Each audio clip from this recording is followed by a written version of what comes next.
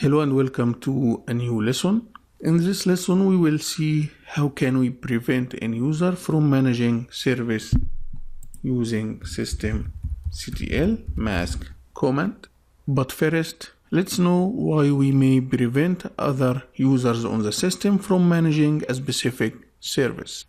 Let us say that we installed the IP tables on CentOS 7 and we stopped the firewall-D service because the firewall-D cannot be running while the IP tables is running.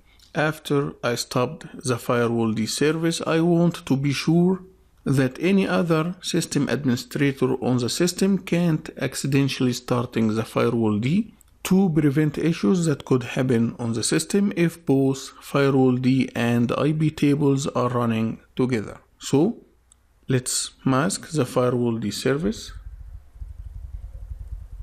First, I need to stop the firewall-D service, so type systemctl stop firewall-d.service.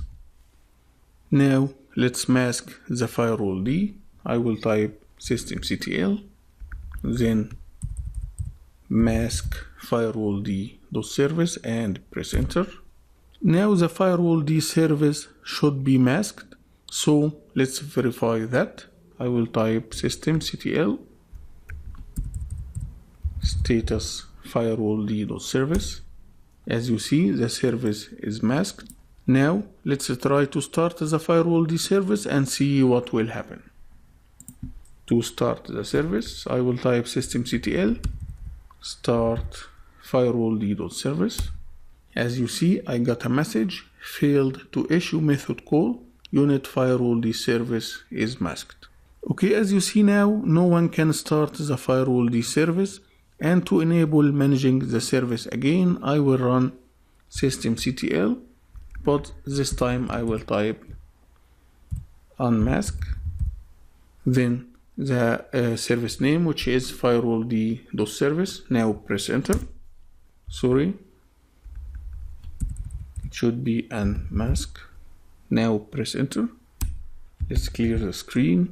Now let's start the firewall-D and see what will happen.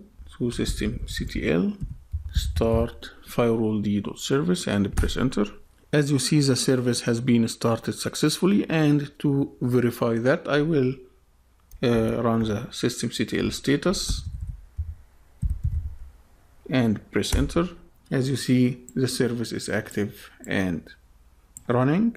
And by that, we have seen how to mask and unmask a service on CentOS 7. Thank you for watching.